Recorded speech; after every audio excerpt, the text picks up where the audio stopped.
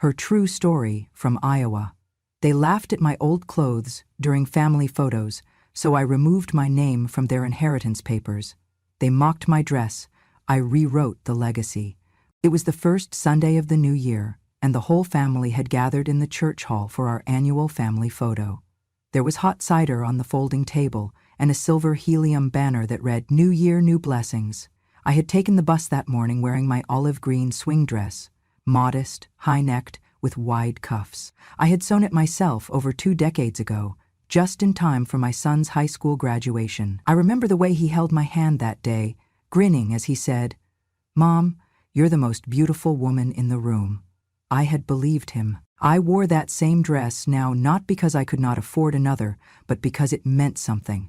To me, maybe not to them. When I walked into the room, the buzz of conversation dipped for a moment. Then I heard it, sharp as a thorn. "Mom, look at Grandma," my granddaughter snorted through a burst of laughter. "She looks like some cocoon wiggling its way into something uglier." I stopped. My hand gripped the side of the chair I had just reached. The laugh that followed wasn't just hers, it was layered, cruel, complicit. "Right?" said my daughter-in-law, placing a manicured hand on the girl's shoulder. "She looks like an old cocoon that just never opened, like she's stuck in it." They both burst into stifled laughter, trying to act like they were joking, but they weren't hiding it from me, or anyone. I tried to ignore it. I adjusted my sleeves and took a seat on the edge of the couch, pretending to smooth the fabric with calm hands. Then I saw my grandson lift his phone. "Snap, Grandma's at it again," he said into the group chat that lit up on his screen. "Curtain Cosplay, Volume 3. I heard the ping of notifications across the room, and then my daughter-in-law sealed it with a sneer. "Honestly, someone shut the window if the curtain's going to start walking around. This is a family photo, not a haunted house tour." Laughter again. Softer this time, but no less cutting. I looked to my son. He was sipping cider and scrolling his phone. He looked up briefly when he sensed the silence. His eyes met mine for less than a second, then dropped again. He said nothing. Nothing. Not even a polite chuckle to smooth it over. Not even a "Mom looks fine" to me. Just the cold, sharp silence of someone who had long since decided I was no longer useful. I sat there for another moment. The photographer cleared his throat, probably sensing the tension. "Okay, everyone, let's get ready. Grandparents in the middle." I stood up, not abruptly, not angrily. I stood with care, dignity, and something I hadn't felt in years. Clarity. "I'll sit this one out," I said, my voice calm. Everyone turned. My daughter-in-law raised an eyebrow, then muttered something about drama queens. No one stopped me. Not even the kids, who once fought over sitting in my lap. Not even the son who once promised to build me a house next door when he got rich. I walked out of the frame. The laughter resumed behind me, as if I had never been part of them, as if I had always been a shadow they tolerated, not a woman who once worked 3 jobs to make sure they had shoes, books, birthday cakes. I stepped outside. The wind was sharp. It tugged at the hem of my dress, like a friend urging me to move faster. I walked slowly down the sidewalk, past the oak tree where we once took summer pictures, past the church's community board where they used to post my name for volunteer work, past the memories, all of them looking smaller now. I did not cry. I was not angry. I was awake. And when I got home, I opened the hallway closet. I took off the olive dress and hung it up with care. Then I walked to the study, unlocked the bottom drawer, and pulled out a thin folder. It contained my will, my property deeds, and a typed inventory of every asset I had accumulated over the past 60 years. I laid them out across the table. Then I made a pot of tea, sat down, and began to rewrite everything. Because if they could erase my dignity in a second, I could erase their entitlement just as fast. I remember it like it was yesterday. The proud ache in my chest when I first slipped into that olive green swing dress for my son's high school graduation. I had spent weeks stitching the pleats just right, adjusting the hem so it brushed the ground with quiet grace. My husband, Walter, pressed his hand to my shoulder and said, "Donna, you made that with love. He'll remember you today." And he was right. Daniel walked across that stage wearing his tuxedo, turned, and saw me in the crowd. He pointed and mouthed the words, "That's my mom." with the biggest grin you ever could imagine. I felt like I'd sewn dignity into every thread. After Walter passed, the house and property were in my name. I never intended to sell. I intended to pass it on. I believed in the promise of inheritance, not because wealth was precious, but because it symbolized continuity, family, legacy. I met with my lawyer many times. We spoke quietly about life insurance, about farmland leases, about future property tax. Each time I said, "All for Daniel," I meant it. I believed him. They all believed me. I added to my savings, not for myself, but so he wouldn't struggle. When my father was laid off before I was born, the mortgage followed him for 30 years. I promised I would break those cycles. So I worked extra shifts as a nurse and invested in a small portfolio. I minored in frugality so my children wouldn't have to. I never told them. I never had to. I thought they sensed it. Back then, I was the backbone, dropping off lunches, banking interest, walking Daniel to school when the car broke. I was proud, and I thought they were grateful. They were not. Over time, the tone changed.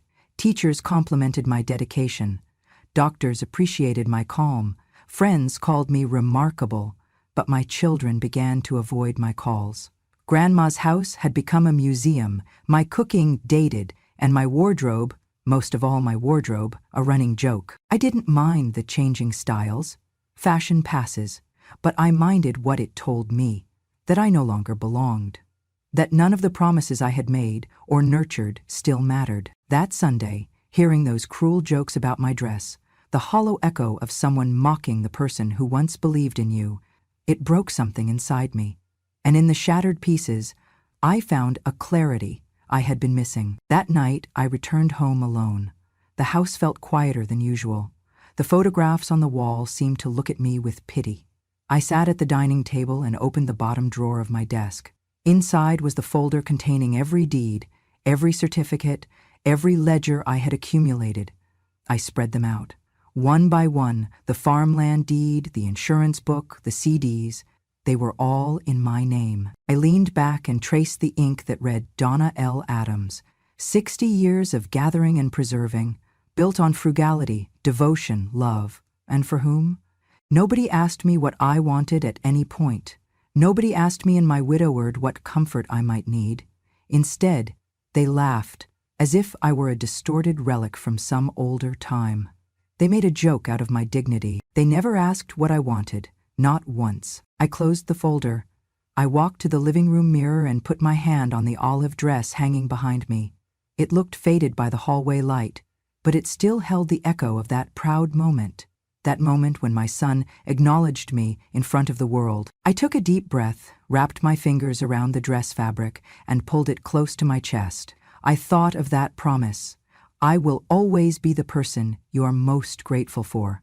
Then I thought, no, I refuse to be the blueprint for a legacy of convenience, not love. I slipped the olive dress into the drawer beside the folder, locking it away. And in the safe, I walked over, opened the combination, and gently retrieved every deed that had been there for decades. I looked at those pages and didn't feel anger.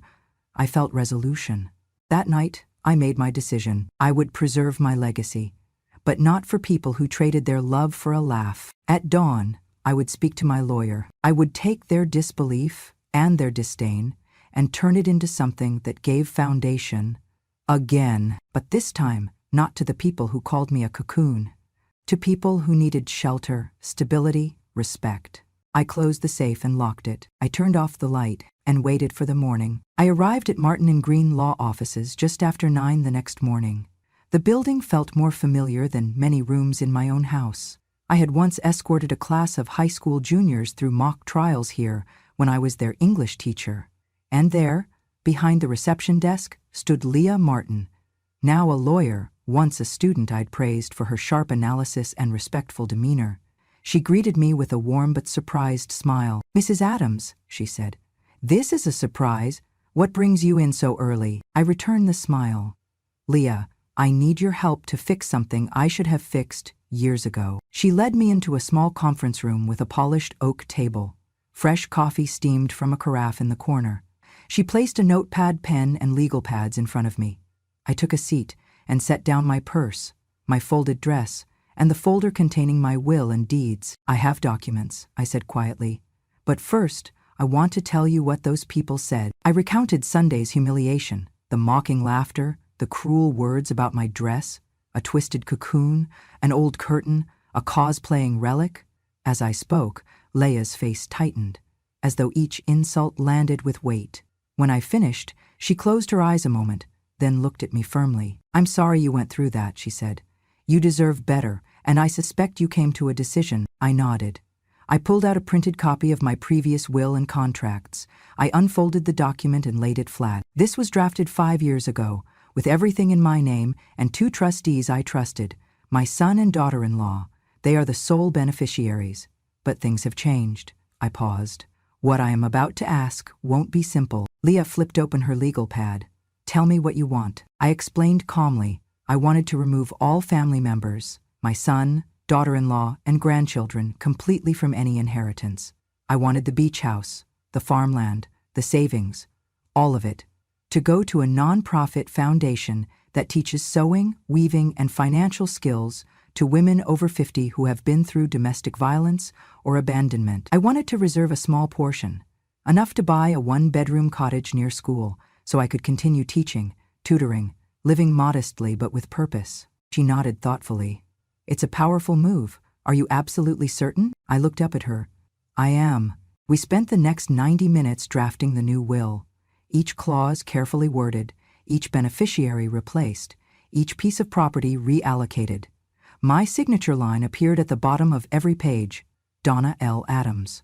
When we reached the trustees section, I named 3 women from a nearby women's charity, only one of whom I retained personal contact with. No blood relatives included. Leia explained the logistics. 2 witnesses, notarization, then record the document with the county clerk. "You'll need to destroy the old copy," she said. "Otherwise someone could challenge it." We did all of that. I signed, I sealed the envelope. I watched Leia make copies, notarize, and prepare the documents for filing. When it was over, I felt something I hadn't felt in months, and I stared at my hands. Lightness. Not pleasure. Not vengeance. Just clarity. Leia closed her case file. "You did what you set out to do," she observed gently. "Yes," I said, "I did." She leaned forward. "You okay?" I paused, considering. I've never been more okay. On the drive back through the quiet streets of Iowa, I watched the golden fields through the window, unchanged, yet filled with promise. I thought of standing before the camera that day, of being laughed at and ignored, of that moment of walking away. Now, I was building toward something I believed in again. That evening, I sat at my dining table surrounded by the same documents. I poured myself a cup of tea and read through the will one more time. The beneficiaries section listed Threads of Dignity Foundation, followed by Donna L. Adams Personal Fund, 1-bedroom cottage near town. Nothing else. No names, no apologies. I folded the paper carefully and slipped it back into the envelope. I locked it in the safe next to the deed.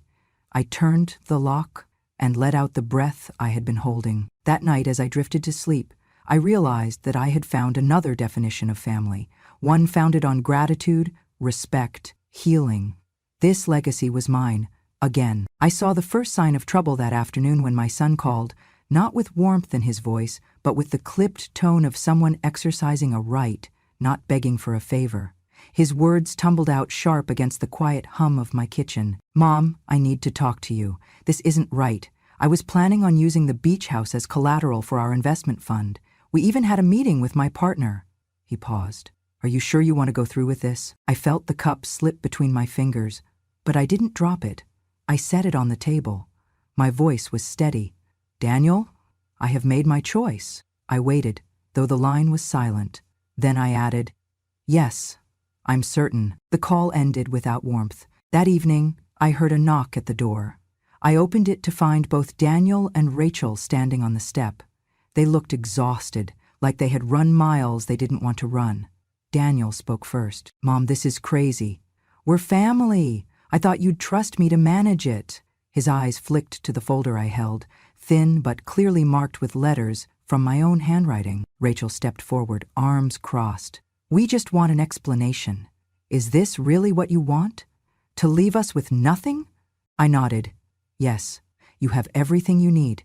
The house, the savings, they are yours to use now. I only want to ensure they go somewhere that still values what I built. Daniel's eyes narrowed. Someplace that values what you built, like a business you funded yourself.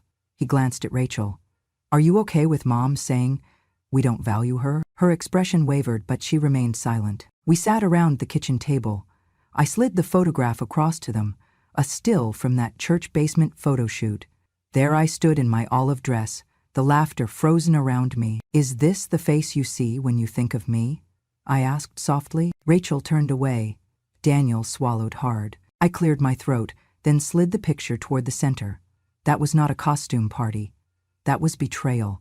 My body, my dignity, my history, subjected to laughter. He opened his mouth, then closed it. I inhaled, steadying my voice. I'm not asking you to beg. I'm not here for apologies. I'm here to offer clarity. Daniel's face drained. Mom, please. This inheritance is meant to support our future. I nodded again. And that would be fine if the foundation of that future wasn't built on erasing one person. I pulled the documents from the folder, copy of the new will, asset deeds. I placed each on the table. Look, everything is legal, everything is final. I kept my tone quiet, calm, measured. Not one paper remains in your names. The house has already transferred to the Threads of Dignity Foundation. All savings, too. Daniel's jaw dropped. But you can't do that. I looked at him, the son who once wrapped himself in a scarf I knitted, the boy I read bedtime stories to.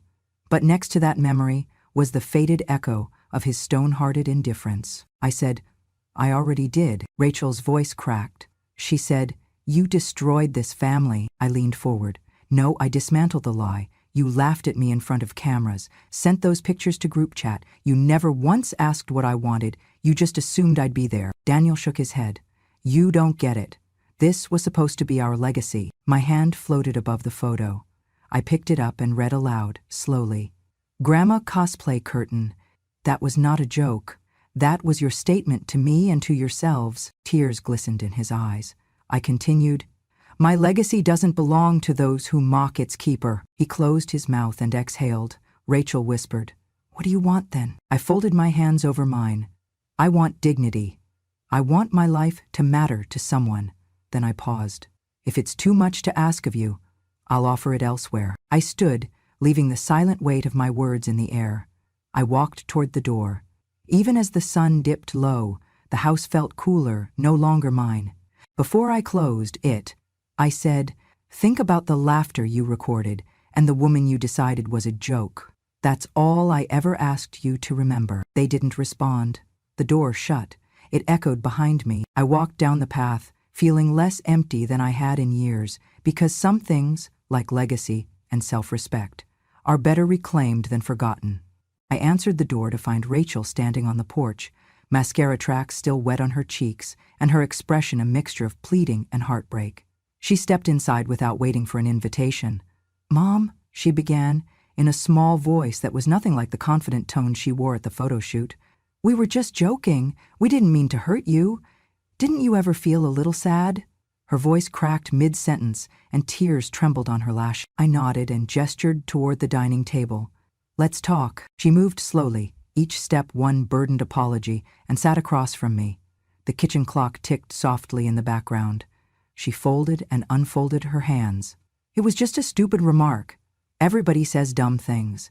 We didn't expect you to leave it all. I remained quiet, letting her words settle in the heavy air. Rachel shifted in her seat. Would an apology be enough? I mean, I am sorry. We're sorry, right, Daniel? Her voice rose as my son entered, shoulders slumped, eyes full of guilt. He nodded. Rachel looked up at me with wet eyes and pleaded, we're sorry. Does that help? I slid the folder over to her. Inside were printed screenshots, private text messages between her and my son from earlier that day. I placed them on the table. They saw the messages, she needs to go, and let's just cut her out, quietly. Lines of laughter emojis at my expense. The weight of their words lay spread out in black and white. Rachel picked up a page with trembling fingers and traced the lines. I didn't think you'd actually see them. I spoke softly. Because you assumed I wouldn't matter enough to look. But you did. It was all caught up in that moment. The childish gatherings, hidden mockery, and the facade of affection they insisted was enough. She swallowed. Mom, please, we love you. I clasped my hands on the table and leaned forward. Love isn't declared with words when all you do is erase someone's dignity with your actions.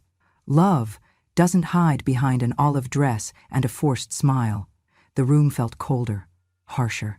I preserved this legacy for you, thinking it meant something. But it wasn't enough. I took a breath and looked directly at her. If apologies could rebuild what was broken, I would still have left everything to you. I said the words slowly, like a mantra. But love isn't built on what is left. It's how you stand when what's taken away is all that's left. You could have heard a pin drop.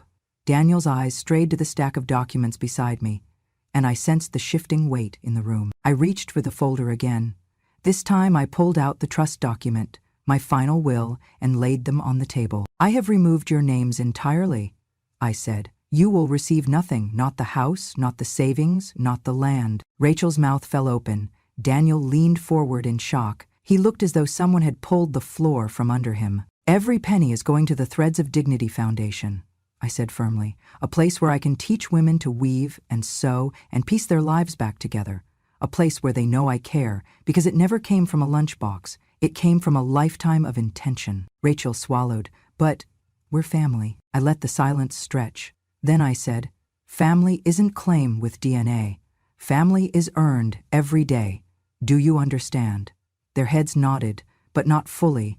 No apology could erase that sting. You mocked me. You shared jokes that spread like wildfire. You treated me like a costume, not a person. And for you, that was easier to laugh at than to resist. Tears welled in Rachel's eyes as she reached toward the papers. Mom, please. Could we still find compromise? I lifted a finger and gently closed her hand. No. Compromise comes before the hurt. Now, there is clarity. I slid the documents back toward myself. Everything is legal, everything is recorded. I have signed it, I have filed it, I have released it. Daniel's voice broke. But how can you just... He looked at the papers, at me. It doesn't feel right. I shifted, letting the finality settle. Right is what is true. I can no longer live with false affection. Rachel looked between her husband and me, tears tracking down her face. She whispered, we didn't realize it meant that much. I pressed my palm against the cool wood of the table. Those whispers and giggles, they meant everything. And they broke more than my heart. Her shoulders slumped. She searched for words, but none came. I closed my eyes and breathed in. I hope one day you'll realize what dignity looks like, from the outside in. I stood then, gathering my folder. I'm done explaining. They rose as I did. Rachel backed away toward the door with slow steps. Daniel remained between us, but I did not look at him. I left the room without another word. The door shut behind me. In the silent kitchen, the papers lay face up. I inhaled, relief settling over me like a balm. They had tried to negotiate with shattered bones. But I had already found new strength in something better, unconditional purpose. Unyielding integrity. Their inheritance was gone, but they could keep their memories. I would build from here. I moved to a small farmhouse west of town 2 weeks after the will was recorded. The fields stretched wide under an open Iowa sky, and the house's white siding greeted me like a fresh page. I painted the porch trim sage green and planted lavender along the walkway. I hung strings of lanterns that glowed soft amber at night. I spent days painting walls and sorting cabinets, but the moment I nailed the Hooks for Heritage sign above the front door, hand-lettered in soft brown and gold, it felt like the house took its first breath. I decided the new space would become my workshop and a small center for women like me, women who had weathered storms smaller people couldn't see. With grant money from my old teachers' union and a donation from a neighbor who remembered me lining up essays as a teacher, I bought the equipment: a sturdy oak loom, a supply of threads, embroidery hoops, sewing machines with flatbeds. I stacked jars of threads in every color imaginable, neatly labeled. I filled boxes with scrap fabric from estate sales, florals, solids, remnant odds and ends, all the colors that once colored my life. On opening day, spring equinox, I stood on the porch and looked at the group gathered. 6 women, mostly in their 60s and 70s, each face lined with loss and resilience. One trembling, elderly lady carried a wicker basket filled with flowers, her hands shaking as she set it on a table. Another had brushed her gray hair straight back and held a manila envelope. You could tell it held something precious, maybe a story. A third woman wore mismatched socks and layered sweaters, like she dressed herself in bursts of rebellion. I welcomed each of them by name. Dorothy, May, Linda, Grace, Eleanor. I handed them cups of mint tea and a slice of lemon cake, keeping it gentle, healing. I led them into the workshop. I introduced the structure. This is not about being perfect, it is about doing. One stitch at a time, we can mend more than fabric. My eyes carried across them. In the background, on the wall, the olive green dress hung beneath the Hooks for Heritage sign, a silent testament. They noticed its presence. No one pointed or laughed. Instead, I saw heads lower in recognition, something like empathy. For 6 weeks, we wove and stitched together. We shared our stories of losing husbands, separation from children, losing homes, losing purpose. We learned from each other. Grace showed how to finger embroider wildflowers. Dorothy revealed how she spun yarn from wool she'd saved for decades. Linda, a former seamstress, taught basic pattern making. Each creation carried secret love inside its folds. One morning, right after a workshop, May approached me in the sunlit doorway. She held my hand and pressed her forehead to my chest. "Donna, I don't even have a daughter," she said, her voice quavering. "My family left me long ago. But here, with you, someone actually looked me in the eye and called me bright. You called me kind." She paused and squeezed my fingers. Then she whispered, "For the first time in my life, I was called a decent person. Because of her." Her words landed softly in the room, but they echoed through my chest. I touched her back gently and whispered, "You are so very kind, May." Time passed, and Hooks for Heritage grew. We hosted patchwork circles, quilting bees, and open studio retreats. The olive dress remained on the wall, framed by the golden letters and strings of lantern light. Occasionally, I would walk by and touch the fabric, remembering that moment of cruelty and how it changed everything. In May, I invited the town mayor and the women's shelter director for a small ribbon-cutting ceremony. We raised $50,000, 0 cents in donations that day, and opened a scholarship fund. A local news reporter took pictures of the loom, the smiling women, and the dress hanging in solidarity. Later, I pulled the reporter aside and said, "It's more than a workshop. It's a declaration that we all deserve dignity, even if we don't fit someone else's idea of worth." Late one afternoon, as the sun dipped low, I sat at a workbench tying sample threads when Linda, the seamstress, slid a cup of tea across to me. She said softly, "I used to teach in a factory. I thought I'd have nothing to show after retirement. Now, look around." She gestured to the women working, patching tears, choosing colors, smiling. This is what matters." I nodded and swept my gaze to the dress. "We're making something beautiful out of scraps," she smiled. In the soft glow of lantern light, I felt a warmth I hadn't felt in decades. No longer a walking relic, no longer a punchline, but a founder, a teacher, a mother, to women who needed someone to stitch them back together. I rose and walked to the wall. I touched the olive green fabric, following threads with my fingertips. I whispered. They laughed, but I rewove what they lost. And in that place, we all rewove something larger than a dress or even a legacy. We rewove respect, belonging, and the quiet power of one stitch made with purpose. I began receiving letters not long after our first quilt-making circle ended at Hooks for Heritage. They came in plain envelopes, sometimes with flowers tucked inside, sometimes with childlike drawings that broke my heart open. I could feel their trembling hands and hopeful hearts even before I opened them. The first one arrived on a rainy afternoon. I was in the workshop threading bobbins when I heard the postman's knock. I waited until the storm rattled our covered porch before I opened the envelope. Inside was a note in cursive. "Dear Mrs. Adams, I do not know how to say thank you. I am 74 and have never been called kind, let alone shown how to be. You welcomed me, a stranger, into your home, and for the first time in decades, I felt like a person who belonged. The violet quilt we stitched, It warmed me, even after I closed the door at night. May you always know you gave more than threads and needles, you gave hope. Sincerely, Joan. I stood in the soft lamplight of the sewing room and let the words sink in. Joan, 78 years old, lost after her husband left her for a younger woman, children drifting away like leaves on the wind. That violet quilt was what she brought. I didn't price it, I let her keep it. Now it was hers to cherish. That same weekly drop brought another letter, a few days later, a brown paper envelope with gold edges, from May, the woman who first hugged me in tears. Her letter read, "Dear Donna, I have 3 daughters who live miles away and speak only of grandchildren I never see. But here, in your workshop, I offered my quilt top with trembling hands. Yesterday I watched as a mother and child chose it for a raffle, and both thanked me for helping decorate their home with love. It felt like my hands did something again. Thank you for giving them that moment. With deep gratitude, May." I folded the letter carefully and placed it in a vase next to a framed photograph of our first gathering, a blurry but luminous moment. It showed 6 women gathered around my oak loom, Maria's mustard yellow quilt tucked behind her shoulder like a banner. I stared at that photo often, especially on mornings when I doubted the choice to erase my family's names from my will. By summer, the stack of letters had grown.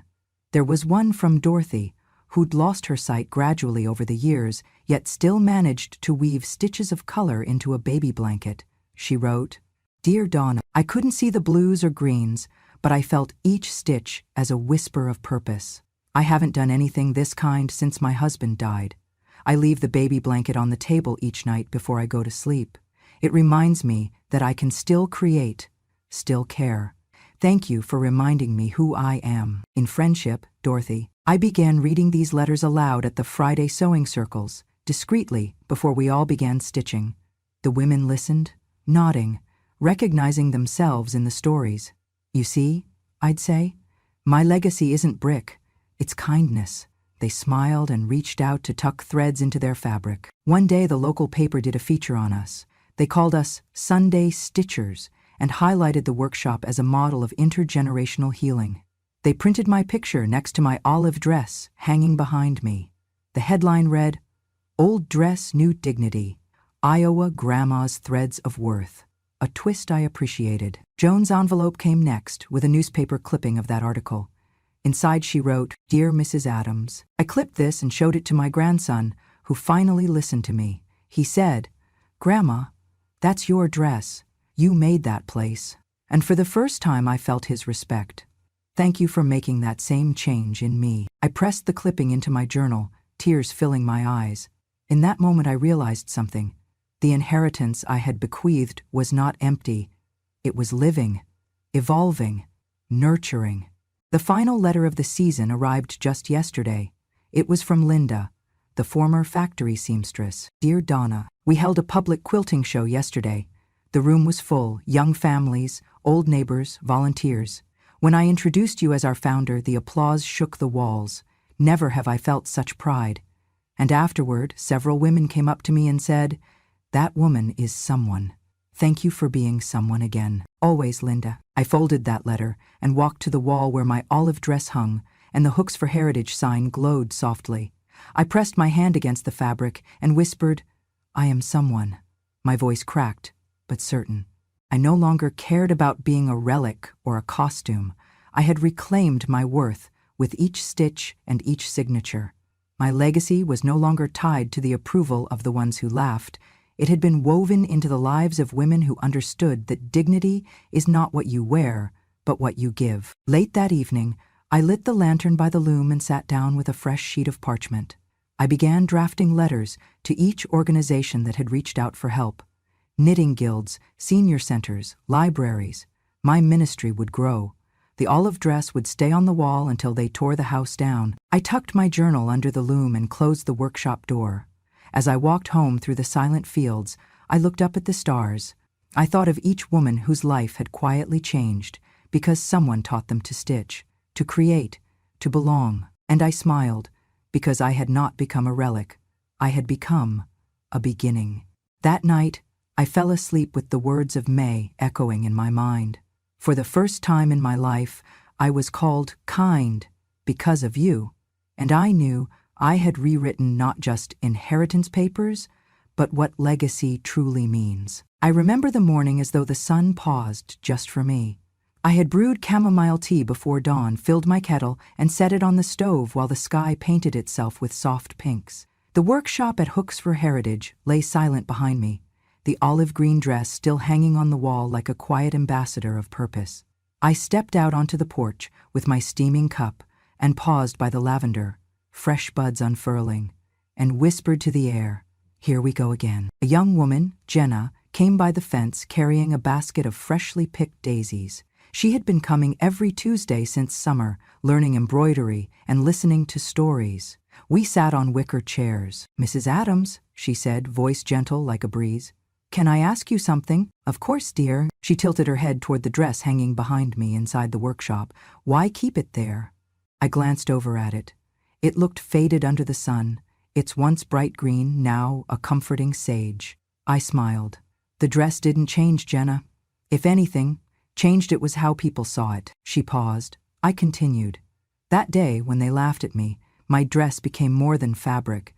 It became a vocabulary, mockery, disrespect. But I chose to reclaim the story." Jenna nodded, thinking. I took another sip. "I taught women here to stitch, to weave patches together. And I stitched my dignity back one thread at a time. I rewove what they tore apart." She let her eyes rest on the dress. "It's beautiful," she whispered. "And it's yours." "Yes," I said. "It always was." The sun climbed higher and its fingers touched the porch. I set the cup down, feeling the warmth on my palm. Behind me the garden stirred, orange marigolds nodding, basil releasing its sweet scent. I closed my eyes, remembering the sound of laughter in that basement photo shoot. I remembered my feet walking away, the cold air like truth against my skin. I remembered opening that drawer, hanging the dress, opening the safe, speaking with lawyers, building this place.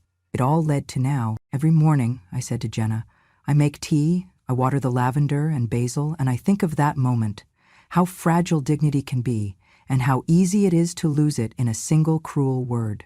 But I also remember what came after, how we rebuilt ourselves, how this place came to life, how respect can grow where laughter lies." Jenna looked at me with gentle pride. I leaned forward.